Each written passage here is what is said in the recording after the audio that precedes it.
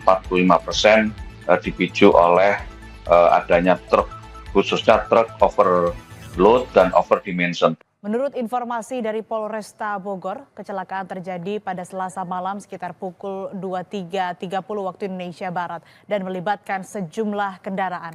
Berdasarkan informasi yang kami peroleh dari Polresta Bogor, 8 orang tewas dan 11 orang terluka dalam kecelakaan ini.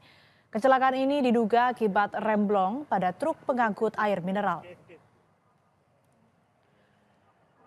Rabu dini hari, saudara, polisi melakukan olah tempat kejadian perkara gerbang tol Ciawi 2 Bogor, Jawa Barat. Puing-puing beton dari gerbang tol terlihat hancur dan berserakan.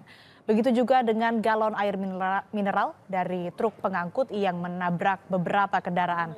Selain gerbang tol tempat kecelakaan, gerbang tol lainnya sudah dibuka untuk umum.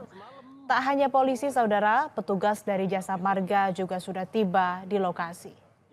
Disampaikan Kasat Lantas Polresta Bogor Kompol Yudiono, sebelumnya saudara, kronologi kejadian disebabkan truk bermuatan air mineral yang menabrak sejumlah kendaraan yang sedang mengantre di gerbang tol Ciawi. Kejadian sekira jam 23.30 ada kendaraan truk yang bermuatan galon air mineral menabrak beberapa kendaraan di depannya yang sedang antri untuk masuk ke gerbang tol. Pada saat kejadian, 2 kendaraan Avanza terbakar dan truk yang menabrak juga sempat terbakar. Kemudian dilakukan pemadaman serta dilakukan evakuasi terhadap korban serta kendaraan yang terjadi kecelakaan. Saat kecelakaan sendiri kondisi gerbang tol sedang padat atau seperti apa? Ada antrian 5 kendaraan di depannya, jadi memang tidak terlalu padat. Ada 5 kendaraan jenis Avanza, terus kemudian menabrak kendaraan di depannya karena memang tidak bisa mengendalikan kendaraannya. Dan ini informasi saat ini sendiri, total korban luka dan korban tewas sendiri akibat insiden ini tidak ada berapa? Korban meninggal dunia ada 8 orang, kemudian 11 orang mengalami luka-luka termasuk sopir dari truk tersebut dan saat ini juga masih belum sadarkan diri dan semuanya sudah dievakuasi ke Rumah Sakit Umum Ciawi. Nah, menurut data yang kami punya, memang kecelakaan di jalan tol yang memicu fatalitas atau menimbulkan kecelakaan fatal baik meninggal maupun luka berat itu 45% dipicu oleh adanya truk, khususnya truk overload dan overdimension, termasuk dalam kecelakaan di Ciawi dini hari tadi, ya, truk air minum dalam kemasan atau AMDK yang diduga overload sehingga ketika truk itu masuk ke area tol, kemudian sopir mengendalikan dengan oleng. Nah, oleng itu zigzag diduga karena remblong. Nah, remblong ini bukan secara teknis, sebenarnya kalau yang sering kami sampaikan itu bukan karena remnya blong, tetapi karena di overload. Nah, overload itu remnya tidak bisa diinjak dengan pakem, ya, sehingga dia akan lepas kontrol. Ini yang terjadi. Nah, sebenarnya ini kewenangan soal truk odol ini sudah kita minta terus, ya, baik itu di pemerintah secara umum, ya, Kementerian Perhubungan ataupun kepolisian atau bahkan Kementerian Perindustrian agar menjadi perhatian serius, ya, karena sudah menimbulkan kecelakaan fatalitas yang sangat tinggi dan kerusakan jalan baik jalan tol maupun jalan arteri, ya. Dari data yang dimiliki oleh Kementerian PUPR, kerusakan jalan akibat truk overload dan overdimension itu mencapai 43 triliun dalam 1 tahun. Jadi kerugian-kerugian itu sudah sangat besar. Sudah ada aturan soal hal tersebut, Pak, khususnya soal tadi mungkin kendaraan-kendaraan bermuatan besar begitu yang akan melintas ke jalan tol atau masuk ke jalan tol, ini apakah aturannya sudah ada atau sudah diimplementasikan atau bagaimana? Secara general sebenarnya dari sisi regulasi itu sudah jelas bahwa truk itu ya harus sesuai dengan ukurannya, ya, tidak boleh mengangkut lebih banyak atau overload dan tidak boleh menambah aksesoris yang overdimension. Itu juga sebenarnya sudah sangat jelas, ya. Dan karena apa? Karena itu tidak safety baik bagi dirinya sendiri maupun terutama orang lain. Nah, oleh karena itu sebenarnya secara normatif itu sudah pasti melanggar, tetapi di lapangan itu kita tahu persis bahwa truk odol itu masih sangat dominan. Ya misalnya ada survei yang dilakukan oleh Kementerian Perhubungan pada tahun 2023 dari dari sekitar 23 truk yang ada 23.000 truk yang ada di Jawa Tengah waktu itu hampir 6.000-nya adalah truk odol. Nah, 6.000 ini kan berkeliaran di mana-mana gitu. Itu baru level di Jawa Tengah, belum daerah-daerah lain pasti kondisinya sama. Sehingga sebenarnya sudah sangat mendesak untuk truk odol ini dilarang total ya. Sebenarnya waktu itu juga Kementerian Perhubungan ya, Menteri Perhubungan waktu itu zamannya Pak BKS itu sudah mencanangkan bahwa 2023 itu adalah zero odol. Nah, tapi sampai sekarang itu belum tercapai zero odol itu sehingga masih ada di berbagai jalan raya.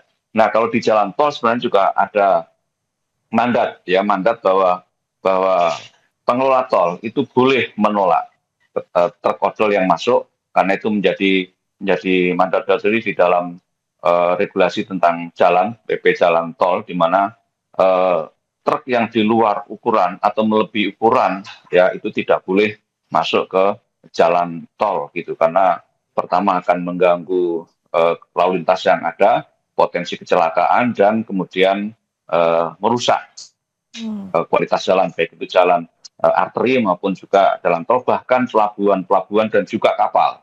Nah, ini yang kemudian sebenarnya sangat urgent untuk sekali lagi melarang total adanya truk overload dan over dimension.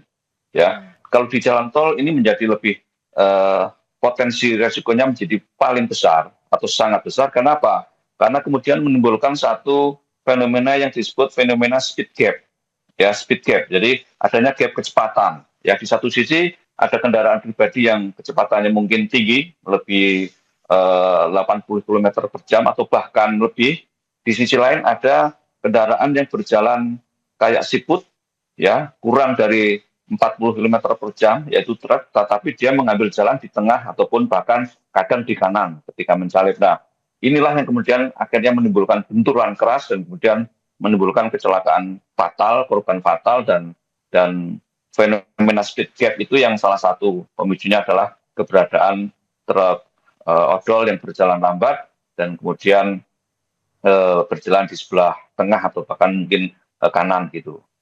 Artinya perlu ada aturan atau regulasi yang kemudian ini ditetapkan untuk truk over dimension ini tidak bisa melintas di jalur terutamanya. Ini kan bertujuan untuk kemudian meminimalisir angka kecelakaan karena tadi faktor yang disebutkan oleh Anda juga karena adanya speed gap dan lain-lain ini yang menjadi penyebab kecelakaan. Tapi kalau seperti demikian Pak, ataupun juga kita melihat kondisi sekarang masih bisa masuk, apa sih sebetulnya yang harus yang bisa dicegah begitu terkait dengan truk-truk over dimension ini yang masih masuk atau masih bisa melintas ke ruas jalan tol?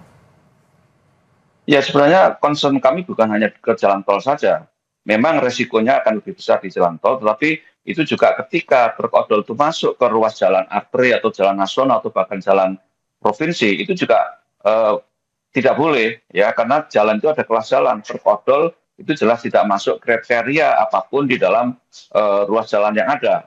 Karena tadi overload dan overdimension, sehingga sebenarnya harus ada larangan di sisi hulu, ya, dan pelaku usaha ini juga harus punya concern, punya kepedulian yang sama. Jangan sampai mengangkut komoditas yang melebihi kapasitas yang ditentukan, ya, sehingga kemudian di jalan resikonya sangat tinggi. Jadi bukan hanya di jalan tol sebenarnya, tetapi karena kemudian jalan tol itu ada nuansa kecepatan yang tinggi, karena jalan tol itu kan kecepatannya sudah diatur kan antara 60 km per jam sampai 80 atau 100 km per jam, sehingga resikonya memang lebih tinggi. Tetapi di jalan raya juga korban berjatuhan, terutama sepeda motor, ya, dan juga kendaraan yang lain, gitu. Tetapi karena mungkin tidak terekspos, tidak perhatian masyarakat, sehingga kurang menjadi satu isu. Tetapi secara totally, tadi malam saya kebetulan baru menghadiri acara di Korlantas itu bahwa setiap tahun terakhir tahun 2024 ini ada 26.000 orang Indonesia yang meninggal karena kecelakaan di lalu lintas di jalan raya. Tentu ini selain sepeda motor yang berkontribusi tinggi, juga adanya truk over dimension overload itu. Sehingga ini harus ada betul-betul concern dari semua pihak untuk mengeliminasi adanya keberadaan truk overload dan over dimension itu.